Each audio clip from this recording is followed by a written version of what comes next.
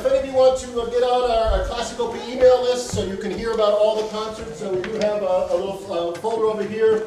Just put your email down there, and I send out an e-blast before our concerts. You can also go to classicopia.org, and usually I get the concerts up there, not always, but the next one actually will be at the end of this month, the last weekend in April. A very different program than this. It's called Vibrant Violin. It actually features a wonderful violinist named Rosie Watson, who grew up in Hanover, and in fact, she played on one of our first CLASSICOPIA concerts back in like 2001. It was the concert was called The Next Generation. It was all these kind of young prodigies. She was 12 years old at the time and was a phenomenal violinist then. She's since gone to Yale and San Francisco Conservatory of Music, has traveled around the world performing, lives in Providence, Rhode Island now. So she's going to come up and we're going to play a program of Mozart and Bartók and Tchaikovsky, and then the incredible César Franck Violin Sonata, which is one of the most romantic, powerful pieces of music.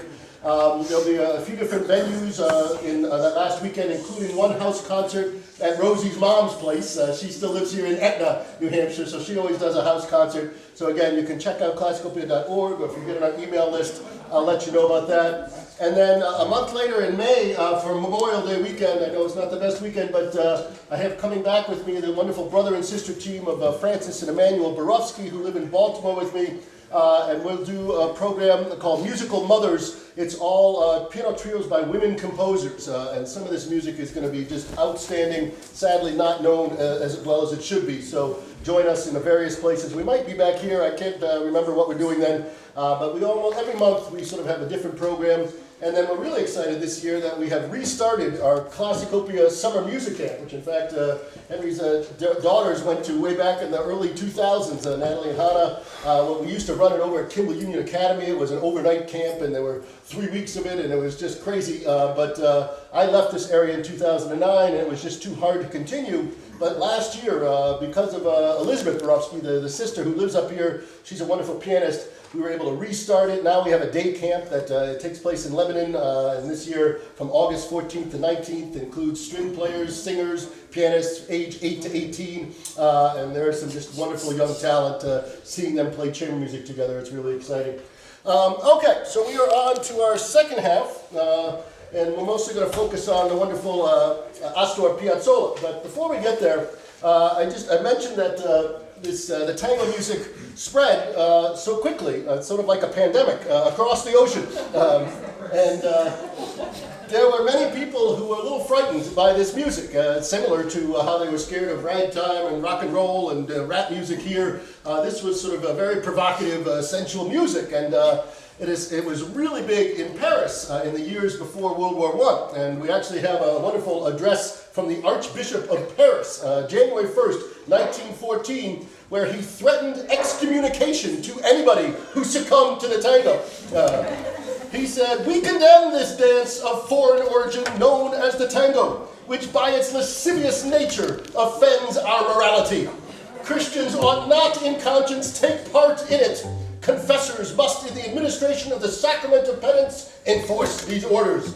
To which there was a response from the ambassador of Argentina in Paris, trying to maintain the honor of Argentina. He said, "The tango is a dance peculiar only to the houses of ill repute in Buenos Aires, and it is never cultivated in respectable gatherings." So hopefully we're respectable enough for you here. Did you take my house down to We did. We are the house of ill repute. So we're going to begin with work from, again, the 1930s from a guy named Pintin Castellanos. And it's a wonderful piece called, what is it called? La Punalada, which translates to the stab. And again, there's a little bit of this latent aggression in this piece. It's really a milonga, which came before the tango, as a sort of thing before the tango, but is it's a kind of a faster tango, doesn't have as many of the stops and gracefulness of the tango, so it's a little bit more straight ahead and more rustic in its appeal. Castellanos is actually from Montevideo in Uruguay, and he said once, "The popular melodies were born within me in spirit, and with them I have lived for many years. I was only 14 when my first tango arose within me." Again, all these kids were just had this in their blood. And what's fast, and this piece has this sort of a crazy fast opening piano thing. In the middle, I swear I hear a minor version of the song Happy Birthday. I don't know if you'll hear it, but it's in it. Then we're going to jump ahead into the 1960s and a work by José Libertello called Universo. Libertello was an interesting character. He was actually born in Italy, but his parents migrated over to Argentina when he was a young kid.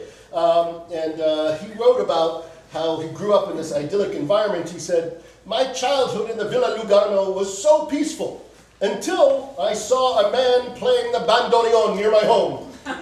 That was magic. I played my uncle's small accordion a little, but this was a very different thing. My first bandoneon was half broken. It had belonged to Los Guidos, a group that used to play in different towns, and as a joke, they would let the people kick the bandoneon. So I bought it for only 170 pesos, and my dad paid part of it in zinc sheets. Then I began to study with several teachers. Soon enough, I was the best bandoneonist around." So he really got good at this instrument and formed a bunch of orchestras, different orchestras. He was one of the first that took the tango not only out to Europe, but to Japan. And it became a huge sensation in Japan in the 60s and 70s, mostly because Libertello started playing there. And in fact, he formed a group called the Sexteto Mayor, which was a very important tango group in the 70s. And it really came to prominence in 1985. I don't know if any of you remember, there was a Broadway show called Tango Argentina, which was a very low-budget show that nobody thought was going to do very well, but it caught fire, and it really started a whole new generation of people doing the tango, and it was Libertello's orchestra that was playing all the music for that show. So you'll hear that, this wonderful milonga, Universo. So here's two songs from the 30s and the 60s.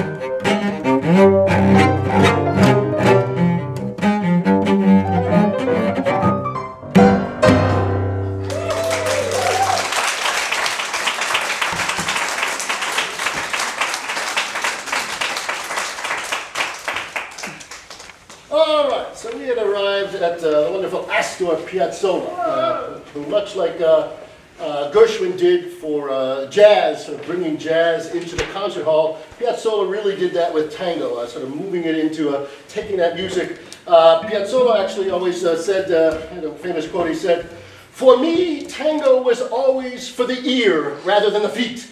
So a lot of dancers don't always like him because he was sort of taking a tango but mutating it in a wonderful way. He always got a little annoyed when people said he was sort of destroying tango, taking away the traditions. He said, "I still can't believe that some pseudo-critics continue to accuse me of having murdered the tango. They have it backwards. They should look at me as the savior of tango. I merely performed plastic surgery on it." Somebody else once said, Sabato said, "Piazzolla's tango has the eyes, the nose, and the mouth of its grandfather, the tango, but the rest is pure Piazzolla." So he really tried to bring in different elements into the tango, some jazz elements, some classical elements, including Bach, his favorite composer. He had a really sort of interesting beginning. He was born in 1921, born in Argentina, but his family moved to New York City when he was about 4 or 5 years old, looking for some new opportunities in the big city. And so Piazzolla really grows up on the streets of New York, and he really was a street kid, always getting into fights. In fact, he would ultimately become an amateur boxer when he was young, and he had fights with Rocky Graziano and Jake LaMotta. Some pretty good, he lost them both. He once later said about that, he said, what's the exact quote here? "If you're going to change the tango, you had better learn boxing or some other martial arts." He understood sort of the significance of what he was trying to do, but it was certainly not a straight line for him to do it.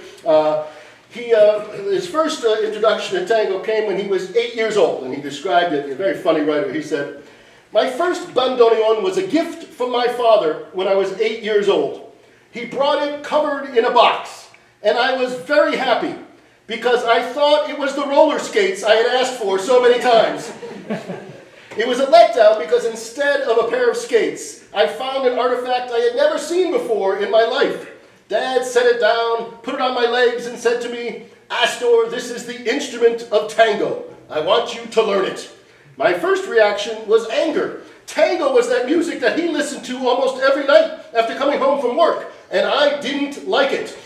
So, not an auspicious beginning, but soon enough, he ended up taking some piano lessons with a neighbor whose name was Bela Vilda. Bela Vilda had actually just come over from Russia, where he had been studying with Sergei Rachmaninoff. So he was a pretty good pianist. And this is how Piazzolla described first meeting Vilda. He said, "We lived in a very long house, and there at the back, beyond a courtyard, there was a window. and from there, the sound of a piano could always be heard. It hypnotized me. I stood still beside it. Later, I came to know that it was a piece by Bach, and that the pianist practiced it 9 hours a day. His name was Bela Vilda, and he soon became my teacher. My father and I knocked at his door, and when he opened it, I was bewildered by his grand piano and the pack of Camel cigarettes he used to smoke. I thought how nice it would be to grow up and be able to play the piano and smoke cigarettes.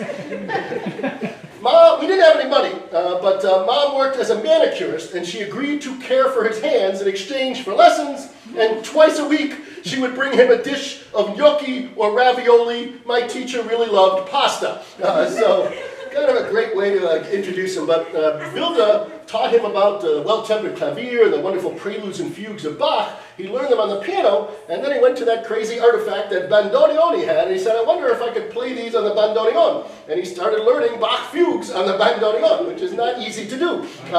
And he became very good at this. And ultimately, he would head back to Argentina when he was about 18 years old. And I'll finish the story, but just to let you know, when he first started playing tangos in Argentina, he was not very welcome into the usual tango halls because he kept trying to throw in Bach or Duke Ellington or something else that didn't belong in the tango. And so he really got frustrated by that. I'll finish that story before we get to the Grand Tango, but I wanted to get to a couple of his beautiful songs here. If I can find them here. We're going to start off with the Chiquilin de Bachin, Bachin, I keep saying that wrong, which is a beautiful song he wrote in 1969. He wrote it with a poet named Horacio Ferrer, and the two of them became very close friends. Ferrer later recounted that Piazzolla had read a lot of his poetry and wanted to meet him, and he said to him at their first meeting, I want you to work with me because I think my music is the same as your poetry. So he saw this link. And they actually wrote together an opera called Maria de Buenos Aires in 1968, which is a pretty cool opera with a lot of tango kind of music in it.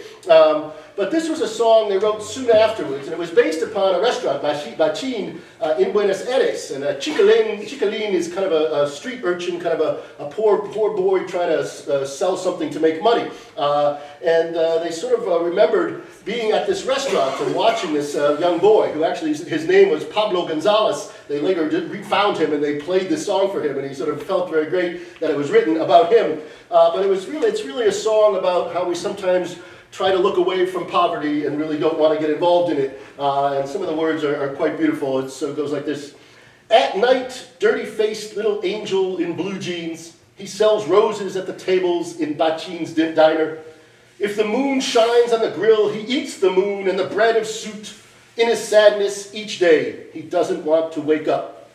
Little boy, give me a bouquet of voice. This way I can go sell my shame in bloom. Shoot me with 3 roses to hurt me, to pay for not understanding your hunger, little boy. So it's a really powerful song. And then we will go to Vuelvo al Sur, which means sort of return to the south. Another beautiful song. Starts off very slowly in the way that Piazzolla can really sort of get your heartstring going, and then it has this driving tango, this sort of 3 and 3 and 2 gets this rhythm that just keeps going all the way through until it sort of peters out at the end. So here's 2 beautiful songs by Astor Piazzolla.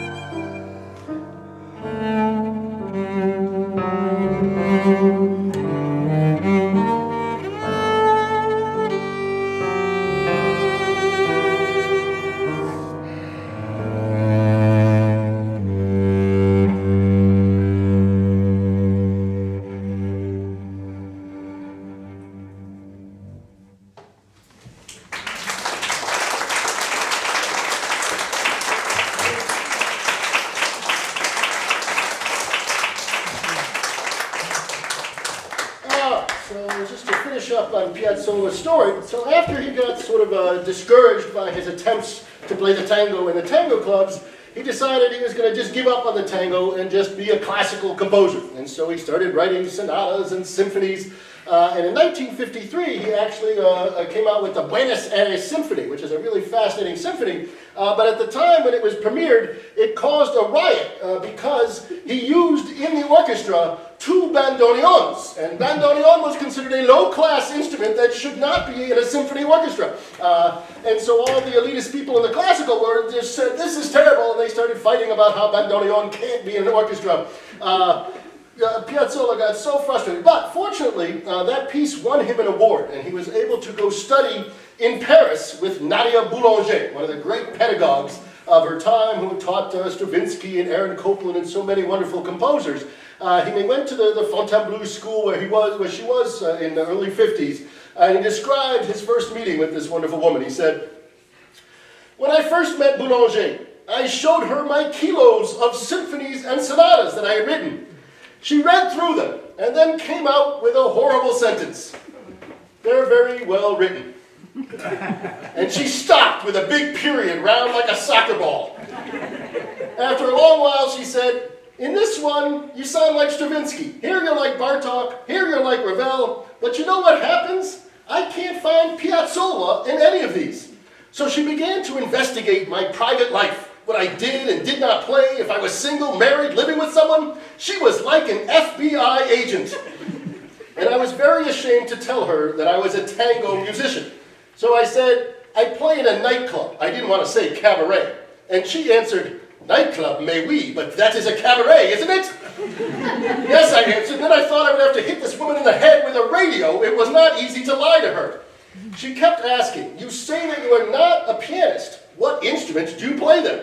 I didn't want to tell her I was a bandoneon player because I thought she might throw me out of the 4th floor window. Finally, I confessed, and she asked me to play some bars of a tango that I had written. She suddenly opened her eyes, took my hand, and said to me, "You idiot, that's Piazzolla." So I took all the music I had composed, 10 years of my life, and I sent it to hell in 2 seconds. He then realized that he could sort of figure out some way to connect his classical music and the tango music. And there was a little opening in the late 50s in Buenos Aires to do some of this, what he called the Nuevo Tango, the new tango. He formed a group with bandoneon and violins, started playing some of this very different kind of music that wasn't always easy to dance to. He still was not very popular in Argentina. He had to travel over to Europe, and he became very popular in Germany in the 1960s and in France in the 70s, and ultimately came over to the United States in the 80s and started to bring this music out into different places, and everybody sort of fell in love with this wonderful music. And it was in 1982 that he wrote his longest piece up to date, up to that time, I think still his longest piece that he wrote, called Le Grand Tango. He would die, I think, in 2010 somewhere. He wrote this piece actually for Rostropovich, the fantastic cellist from Russia, but when he sent it to Rostropovich, apparently Rostropovich didn't know what to make of it. He hadn't really played anything like this with this kind of tango thing, so he kind of laid it aside and he didn't play it at first, and other people began to play it, and then when he heard it, he said, "Oh, that sounds good," and he started to play it. Then Yo-Yo Ma recorded it recently, and back then, and it's just got a lot of drive and excitement. It's in the 3 parts of like a normal tango, but extended over about 12, 13 minutes, I think, as a piece. You'll hear the sort of first part with that driving, that same thing we heard in that last song. Then there's a middle section with that beautiful, sort of like in the Chiquilin, the Bachin, that beautiful melody that soars above. And then the last one is a sort of virtuosic sort of craziness that drives to the very end. So here's Le Grand Tango by Astor Piazzolla.